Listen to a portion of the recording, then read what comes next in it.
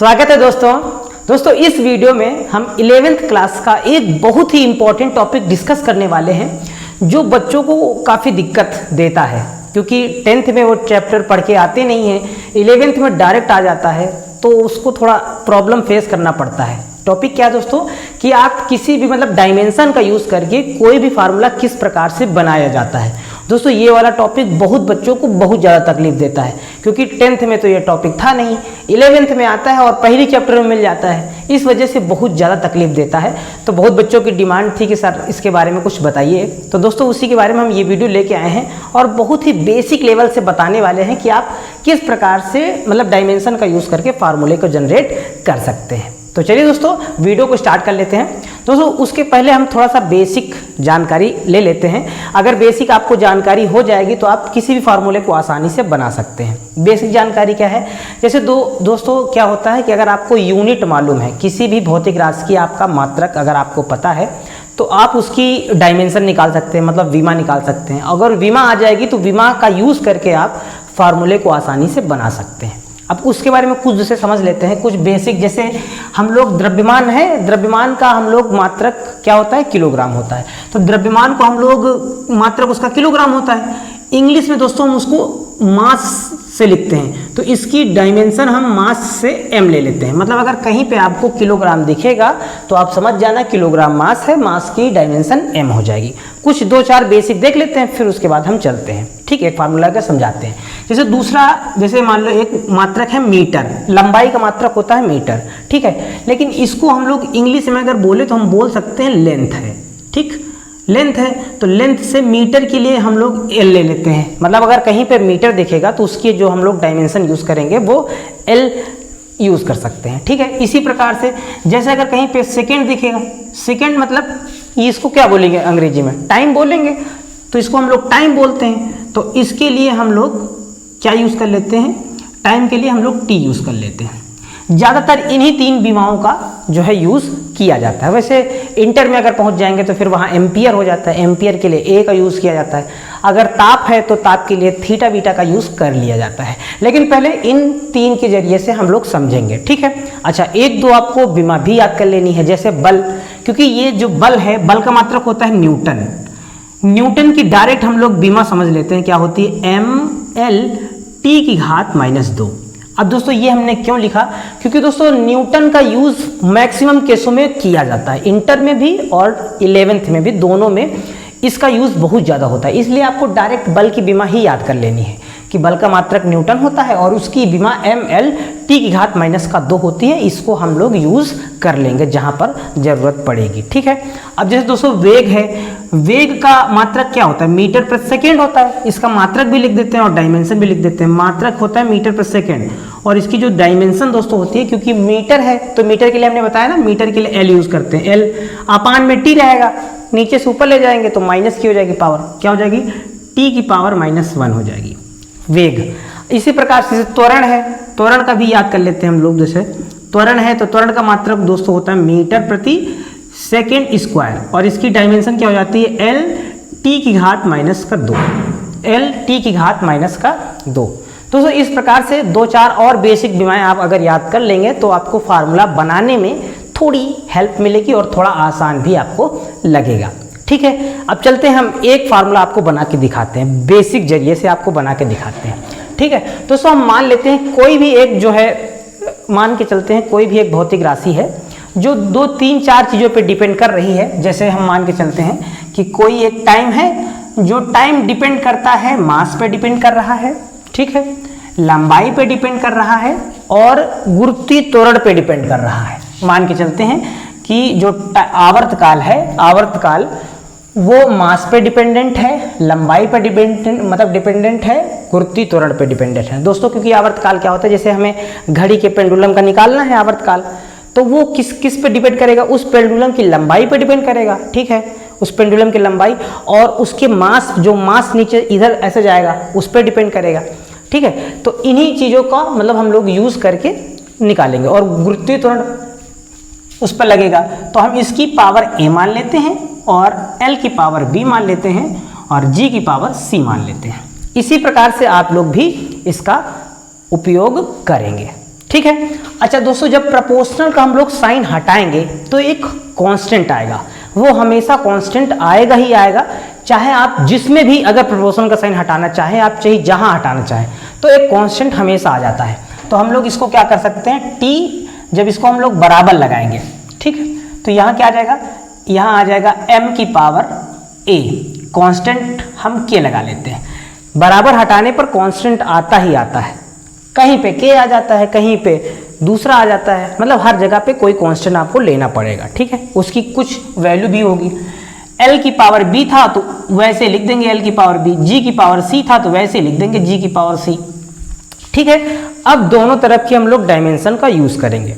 इधर ये आवर्तकाल है, तो आवर्तकाल जो होता है, टाइम पीरियड होता है, उसका मात्रक सेकेंड होता है। सेकेंड के लिए हमने बीमा बता रखी है, टी यूज की जाएगी, ठीक है। तो इधर की डायमेंशन हम क्या यूज कर लेंगे, देखो इधर सिर्फ टी होगी, मतलब m 0 होगा, मतलब यहाँ हो जाएगा m की पावर 0 और l भी 0 होगा, l की पावर 0, सिर्फ t है तो t की पावर हम 1 लिख लेते हैं। 1 ही है वैसे, t1 दिख ही रहा है, एक ही t है, लेकिन हम 1 लिख लेते हैं अपने यूज के लिए, ठीक है। और यहाँ पे k लिखा हुआ है तो k लिख देंगे, और m मतलब मास है, तो दोस्तों मास के लिए हमने बताया है m यूज किया जाता है, वहां बता दिया है। तो m की पावर हो जाएगी a, और ये l है, l मतलब लंबाई, लंबाई है तो लंबाई के लिए हम लोग l का यूज करते हैं, तो यहाँ पर हम लोग l यूज कर लेंगे, यहाँ हो जाएगा l की पावर हो जाएगी b। और ये दोस्तों g गुरुत्वीय त्वरण है, गुरुत्वीय त्वरण मतलब त्वरण ही होता है, तो त्वरण की बीमा सेम होती है, तो उसको हम लोग यूज कर लेंगे। यहाँ क्या हो जाएगा, g की बीमा हो जाएगी l t की पावर -2 हो जाएगी, ठीक है। का होल पावर लिखा हुआ है c, तो लिख देंगे होल c।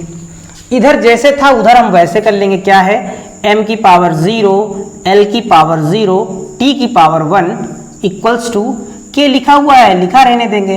देखो दोस्तों m की पावर a यहाँ है, लिख देंगे m की पावर a, l की पावर ये देखो b लग जाएगी, है ना, तो एक ही ब्रैकेट में अब लिखेंगे हम लोग l की पावर b, और l की पावर यहाँ से क्या हो जाएगा, c हो जाएगा, मतलब l की पावर c हो जाएगी, ठीक है। देखो l की पावर होल पावर लगा है ना, तो मतलब दोनों की पावर वही हो जाएगी, ठीक है। अब t की पावर क्या हो जाएगी दोस्तों, t की पावर हो जाएगी -2c, -2c हो जाएगा, ठीक है। अच्छा अब ये क्या हो जाएगा, ये हो जाएगा m की पावर 0, l की पावर 0, t की पावर 1 इक्वल्स टू k लिखा हुआ है, जैसे लिखा रहने देंगे। अच्छा एक स्टेप और आगे बढ़ते हैं, जरा हम लोग अच्छे से स्टेप के आगे बढ़ते हैं, क्योंकि अब तो एकदम हलवा हलवा है, लग जाना है, मतलब बस खत्म ही हो गया है, बस थोड़ा सा बुद्धि लगानी है हल्की सी। m की पावर a, देखो l की पावर यहाँ b है, यहाँ c है, तो मतलब गुणा में पावर ऐड हो जाती है, मतलब ये फार्मूला है, गुणा में घाते जुड़ती हैं जब आधार समान होते हैं, छोटे बच्चों की तरह सिखाया जाता है। तो यहाँ हो जाएगा l की पावर b प्लस c, और t की पावर हो जाएगी -2c, ठीक है। अब दोनों तरफ की हम लोग पावर को कंपेयर कर लेंगे, दोनों तरफ की पावर को हम लोग कंपेयर कर लेंगे, और जब कंपेयर करेंगे तो कुछ हमें वैल्यू प्राप्त हो जाएगी a b c की। इधर देखो m की पावर क्या है a, इधर क्या है 0, तो यहाँ पे लिखेंगे पावर को कंपेयर कर देंगे, तो यहाँ जब पावर कंपेयर करेंगे तो a बराबर क्या आ जाएगा, 0 आ जाएगा। अच्छा b प्लस c बराबर क्या होगा, देखो इधर l की पावर 0 है, इधर l की पावर b प्लस c है, तो b प्लस c बराबर क्या हो जाएगा, 0, ठीक है। इधर t की पावर -2c है, इधर 1 है, तो यहाँ हो जाएगा -2c इक्वल्स टू 1 हो जाएगा, कोई दिक्कत नहीं, दिक्कत। अब ये 2 जो है वो -2 नीचे चला जाएगा, तो c बराबर क्या हो जाएगा, -1/2 हो जाएगा, ठीक, मतलब c की वैल्यू तो हमें मिल गई। अब c का मान हम यहाँ रख देंगे तो b का मान मिल जाएगा, मतलब यहाँ रखेंगे तो क्या हो जाएगा, b और c का मान है माइनस, तो यहाँ हो जाएगा -1/2 बराबर हो जाएगा 0। ये माइनस का है, उधर जाएगा तो किस में हो जाएगा, प्लस में हो जाएगा, मतलब सिंपल सा है, तो b बराबर क्या आ जाएगा, प्लस का 1/2 आ जाएगा। a का मान भी आ गया, b का मान भी आ गया, c का मान भी आ गया। अब हम दोस्तों क्या करेंगे, तीनों जो वैल्यू हैं वो यहाँ पे जाके हम लोग पुट कर देंगे, यहाँ पे जाके पुट करेंगे तो पता चल जाएगा हमारा फार्मूला क्या बनने वाला है। चलिए हम लोग पुट करते हैं और देखते हैं, समझते हैं। t इक्वल्स टू लिखा है तो लिख देंगे t इक्वल्स टू, k लिखा हुआ है तो k लिख देंगे, दोस्तों लिखा है m की पावर a, तो यहाँ लिख देंगे m की पावर a का मान देखो क्या आया है, हमारा 0 आया है, तो मतलब यहाँ पे क्या पुट कर दिया जाएगा, 0 पुट कर दिया जाएगा, ठीक है। अच्छा उसके बाद देखो यहाँ l की पावर b है, तो यहाँ लिखेंगे यहाँ लिखेंगे L और B की वैल्यू देखते हैं, B की वैल्यू है 1/2, तो यहाँ पे हम लोग क्या रख देंगे 1/2 रख देंगे। ठीक है, फिर यहाँ है G की पावर C, तो यहाँ लिखेंगे G की पावर C है दोस्तों, C का मान है हमारा -1/2, तो इसकी पावर हो जाएगी -1/2, ये हो जाएगी। अच्छा देखो, अब दोस्तों जिसकी पावर 0 होती है उसकी वैल्यू 1 होती है, तो मतलब इसका तो कोई काम ही नहीं, क्योंकि 1 से मल्टीप्लाई करने पे किसी भी नंबर में कोई भी फर्क नहीं पड़ता है। तो मतलब t इक्वल्स टू क्या हो जाएगा, t इक्वल्स टू हो जाएगा k, ये तो खत्म ही हो गया, l की पावर 1/2 हो जाएगी और g की पावर -1/2 हो जाएगी। ठीक है, अब दोस्तों जो -1/2 है उसको नीचे रख देंगे, नीचे कर देंगे तो इसकी जो माइनस की घात है वो प्लस में हो जाएगी।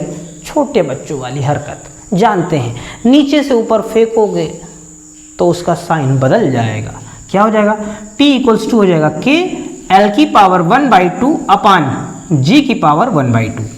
अच्छा दोस्तों, अब 1/2 क्या है, 1/2 का मतलब होता है कि अंडर रूट, 1/2 मतलब अंडर रूट की वैल्यू ही होती है 1/2, इसकी पावर 1/2 लगा है, इसका मतलब ये अंडर रूट है, ये अंडर रूट का दूसरा रूप है, बहरूपिया है, ये अपनी शक्ल को बदल लेता है। यहाँ पे ये 1/2 के फॉर्म में है, लेकिन इसकी रियल इमेज क्या है, अंडर रूट है, तो इसमें भी और इसमें भी हम लोग लगा देंगे अंडर रूट, तो क्या हो जाएगा, t इक्वल्स टू हो जाएगा k अंडर रूट हो जाएगा l अपान g। जहाँ पे दोस्तों जो k था वो क्या था, कांस्टेंट था, इस कांस्टेंट की वैल्यू यहाँ पे 2 पाई होती है, तो k की जगह पर अगर हम लोग 2 पाई यूज कर लें तो हमारा फार्मूला बन के रेडी हो गया, t equals to 2 pi under root l upon g, ये हमारा फार्मूला बन के रेडी हो गया। दोस्तों देखो, हमारे पास ये था कि मतलब कोई आवर्तकाल है जो 3-4 चीज़ों पे निर्भर करता है, फार्मूला बना के दिखाइए, तो हमने सभी की इसकी पावर a मान ली, इसकी b मान ली, इसकी c मान ली, विमा पुट की, थोड़ा सा सॉल्व किया दोनों पक्षों को, मेरा फार्मूला बन के रेडी हो गया। मतलब कितना आसान था क्वेश्चन, कठिन कुछ भी नहीं होता है, बस आपको समझने की बात होती है। ठीक है दोस्तों, उम्मीद करते हैं कि क्वेश्चन थोड़ा बहुत आपको ठीक ठाक समझ में आया होगा। अगर कहीं भी अगर कोई भी डाउट है तो आप कमेंट करके जरूर पूछिएगा कि कहाँ पे कोई दिक्कत आती है या आपको अभी भी समझ में नहीं आया है। नहीं समझ में आया है तो आपको जो भी क्वेश्चन पूछना है कि आप इस फार्मूले को कैसे बना सकते हैं, उसको आप कमेंट करके बता दीजिएगा, मैं उसको भी आपको बना के दिखा दूंगा। ठीक है, उम्मीद करते हैं दोस्तों ये वाला फार्मूला अच्छे से समझ में आ गया होगा। अगर डाउट है तो कमेंट जरूर कीजिएगा।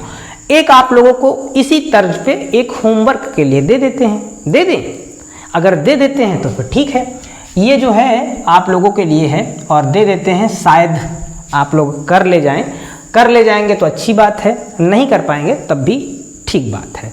ठीक है, ये आप लोगों को करके लाना है क्या कि n प्रपोर्शनल f की पावर a, उसके बाद l की पावर f की पावर a और l की पावर b, और एकांक द्रव्यमान है, एकांक लंबाई में द्रव्यमान है, तो यहाँ हो जाएगा एकांक द्रव्यमान मतलब m/l की पावर c।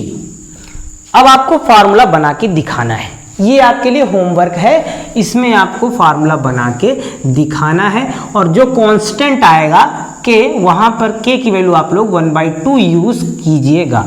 ठीक है, बनाकर घर में प्रयास कीजिएगा और कमेंट करके बताइएगा कि आपका आंसर क्या आया है। दोस्तों उम्मीद करते हैं ये वीडियो आपको थोड़ा सा पसंद आया होगा, मतलब पूरा पसंद आया होगा।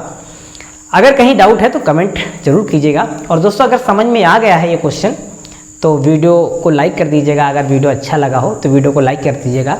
अगर मेरे चैनल पे आप नए हैं या पहली बार आए हैं तो प्लीज़ हाथ जोड़ के निवेदन है, मेरे इस चैनल को बहुत प्यार और सपोर्ट दिखाइएगा, क्योंकि आप लोगों को प्यार और सपोर्ट की बहुत आवश्यकता है हमें, तो ज़रूर सपोर्ट दीजिएगा।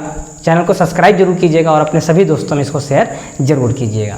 मिलते हैं दोस्तों नए वीडियो में, तब तक के लिए जय हिंद, वंदे मातरम।